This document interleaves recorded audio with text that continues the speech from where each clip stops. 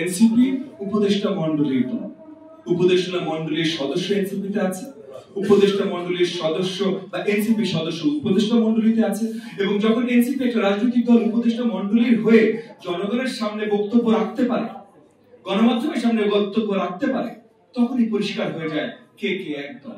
সেটা নিয়ে আর বড় আকারে কোন উত্তর দেওয়ার কোন প্রয়োজন আছে বলে আমি মনে করি। পর্যালোচনাতে এই কথাটা রেখেছি এবং আগামী সপ্তাহে আমরা যেটা বলেছি যে বিস্তারিত আকারে এটা গণমাধ্যমে আপনাদের কাছেও পৌঁছে দেবো, সরকারের কাছেও পৌঁছে দেবো।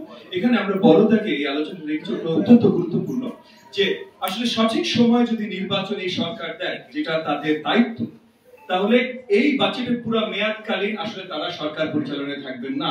তো একটা নির্বাচিত সরকারের দায়িত্বে আসবে এই বাজেটের বাকি অংশটা পুরো সময়টা কার্যকরী করা। তো নির্বাচিত সরকারের দায়িত্বে যদি আসে, তাহলে নির্বাচিত সরকারে যারাই থাকার একটা সম্ভাবনা আছে, যেটা রাজনৈতিক দল যারা নির্বাচনে যাবে, তাদের সবার সাথে একটা আলোচনা করাটা অত্যন্ত গুরুত্বপূর্ণ বলে আমরা মনে করি এবং এটা বড় দাগে আমরা আমাদের বাজেট বিশ্লেষণে এটা তুলে ধরেছি। এই বিষয়টা নিয়ে আপনি কি কথা বলেছেন সবগুলো রাজনৈতিক দলের সাথে এবং সরকারের চাপ প্রয়োগ করছেন কিনা? যে রাজনৈতিক দল এটা এগেইন আমরা বলছি আগামী সপ্তাহে যখন আমরা পৌঁছে দেব ডিটেইল আকারে তাদের সাথে কথা বলতে জানাবো।